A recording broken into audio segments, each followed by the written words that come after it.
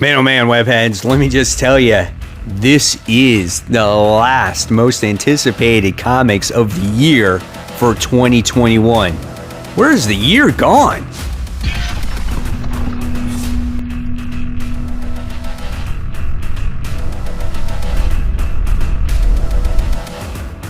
Hey, all my webheads out there, welcome back to Comic Book Corner 2.0. And fans, I am your host, Mike Spider Slayer, always helping you make decisions of what comic books to buy. And today, guys, for the last time of 2021, I am bringing you my top 10 most anticipated comics of the week. That's right, guys. It's for 12/29/2021. Hopefully this list helps you make decisions of what comic books to buy, and hopefully we'll have a better year next year. Right, guys? So before we jump into it, I just want to give a quick shout out to the sponsor of MutantBeaverComics.com. Mutant Beaver Comics is a global leader specializing in exclusive variants with over 900 exclusives in their store. They ship worldwide on a daily basis. Their mandate is to offer the widest selection of exclusive variants on the planet, along with top-notch customer service. If you guys enter promo code Corner10, and not only can you save 10% on your first purchase, but every other purchase after that. So don't miss out on those exclusives. MutantBeaverComics.com. So kicking off the hot seat, guys, we got a new independent from Scout Comics. This one is called Cult of Icarus. This is issue 1. Now, a lot of these independent comic books are, catching fire. A lot of people want to read these awesome stories. And when it comes to this one, I don't know if I'm going to actually buy this particular book. It has to do with a girl that's been tossed out many times from foster home. She causes a lot of problems. She's like a vampire and stuff like that. So I don't know if this one's for me. It kind of has a mix of horror and a punk feel to it. I could check it out. We'll see. There's just not that many comic books this particular comic book week, so this is why it kind of hit the list this week, but we'll see. I'll make a decision when that one comes forward. This one is $3.99. Now, speaking of independent comics, I'm starting a brand new series where it's my top 10 most pulled anticipated comics. And being that so many people are a fan of Scout, Aftershock, Image Comics, Dark Horse, whatever it is, I feel like people are going to want to know what books are most popular so they don't miss out on those independents. So I'm looking forward to doing that series coming soon at the beginning of the year. Okay, so moving forward, guys, we have the book that's on the rise, and the only reason why this is on the rise is because that the Logan one was pretty good, and this one's Wastelander's Starlord issue 1. Wastelander's Logan was actually really a lot of fun, and I think that maybe Starlord one could be good too. So we'll see what's happening with Peter Quill, how he's haunted by his past, and how Starlord has fallen really hard, right? So I'm looking forward to this one. We did get a Peter Quill one also, I think, recently, and it wasn't my favorite out of all the Old Man Logan stuff, but this one could be a lot of fun. Again, there's not that many comics out, so this one is 28 pages, and this one's $4. Let's move on to number 10. And my number 10 most anticipated is Deathstroke Incorporated issue 4. Now, Deathstroke is versing Black Canary in this issue, which of course that fight is going to be awesome, and it was only a matter of time before you saw these two battle each other.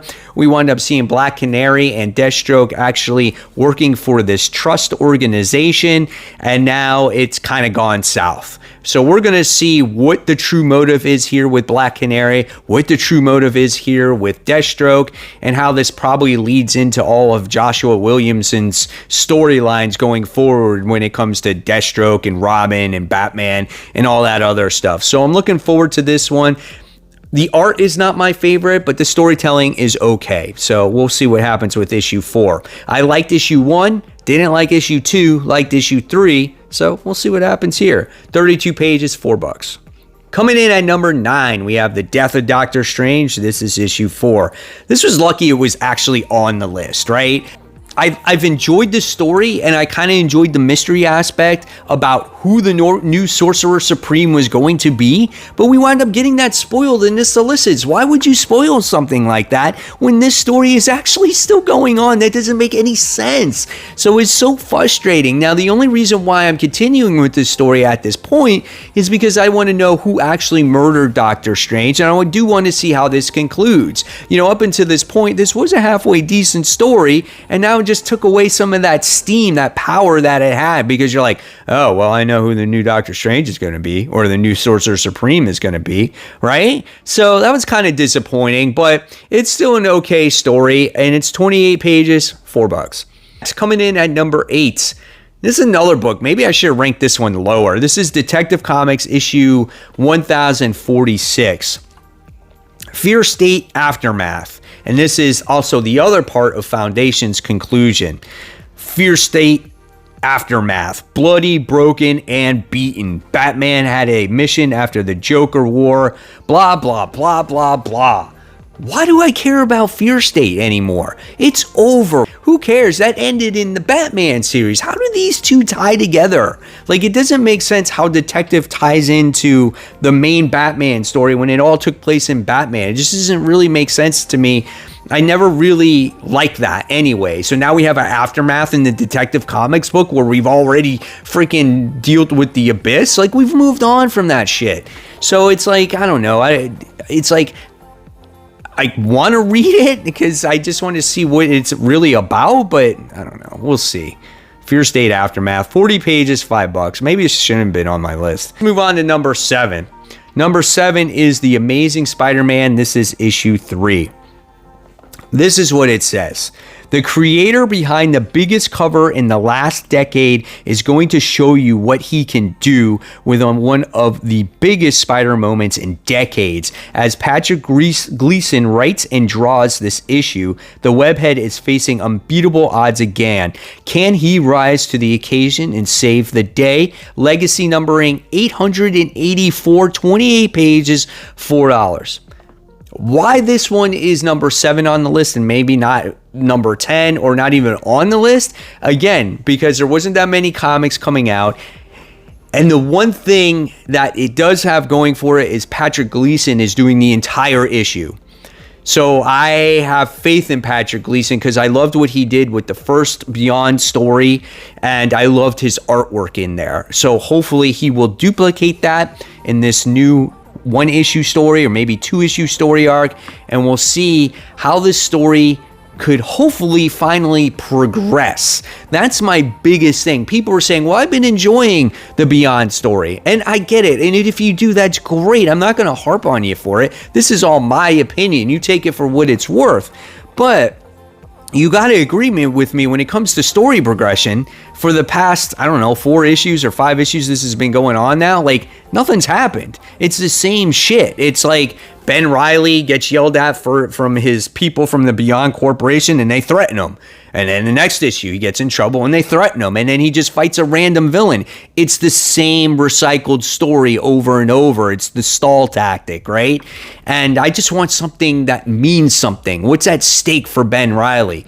Are they going to wipe his mind if he doesn't follow protocol? Maybe. That might be kind of cool. I don't know. But we'll see what happens. Nothing happened out of the Miles Morales story. They said that they were going to fight. They fought for like 2 seconds. They teamed up and they never took his name away. So that's what was supposed to happen. This one you might be surprised because this has not been on the countdown and I could not tell you how long. And this one, number 6, goes to Action Comics issue 138. Now, you're probably like, Mike, you're jumping on Action Comics? Yeah, I'm jumping on Action Comics. I've heard some pretty good things about this. I know this is like the 3rd part of this current story arc, so I might be a little bit lost. But it looks like Superman is doing battle against Mongol. So, and I think the big thing happened in the last issue, in issue 1037. So in issue 1038, I don't know, maybe I've heard that Superman could die. Who knows? But guys, let me know in the comments below if you've been reading Action Comics and fill me in a little bit of what's happening here. But it does look like a cool cover. It looks like something big is going to happen to the character. And so I might want to read that, even though I might be a little bit lost. This one's 40 pages. This one's $5. Let's move on to number 5. Now, I think from number 5 on are really solid books, and I think these are books that you guys are going to want to pick up. And this one is Swamp Thing Green Hell issue 1. Now, I know there's a lot of Swamp Thing fans out there. I think he's doing I think Ram V is writing the Swamp Thing series right now, and a lot of people like that. I just wasn't a huge fan of it, but I'm just not a huge fan of Swamp Thing in general. But the reason why I'm picking this up is because Jeff Lemire is writing this. Anything that Jeff Lemire has been writing this year has been a solid read, right? I mean, he's doing the Robin and Batman book. He's doing the Maze book. What else is he writing right now that I can't think of up at the top of my head? But anything that he has written, it's been so well done, and I've enjoyed everything that he does.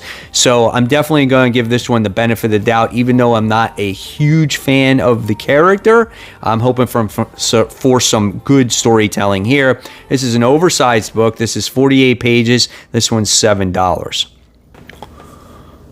All right, guys, so coming in at number 4 is a book I'm hopeful that you will pick up, and this is Timeless issue 1. This is Marvel's event that has to deal with Kang the Conqueror.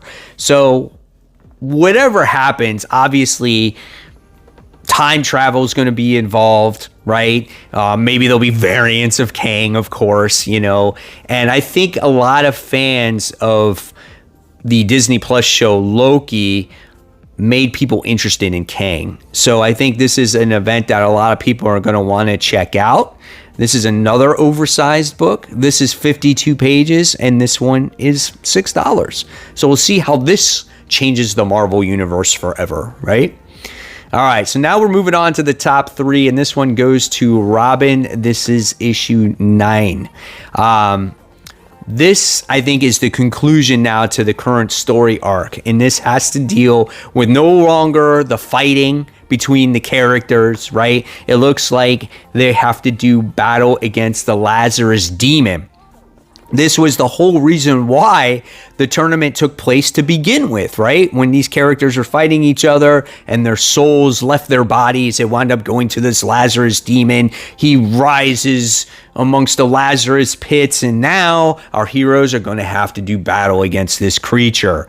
This would be pretty cool, I think. This series has been nothing but cool. So I am just very curious what will happen after this issue. I guess it goes into an event. But nevertheless, the artwork has been stellar. The storytelling has been stellar. It's just a great book, man. Definitely recommend this. This is Robin issue 9, 32 pages, $4. Moving on to number 2. And I'm excited about this, even though it's only a one-shot.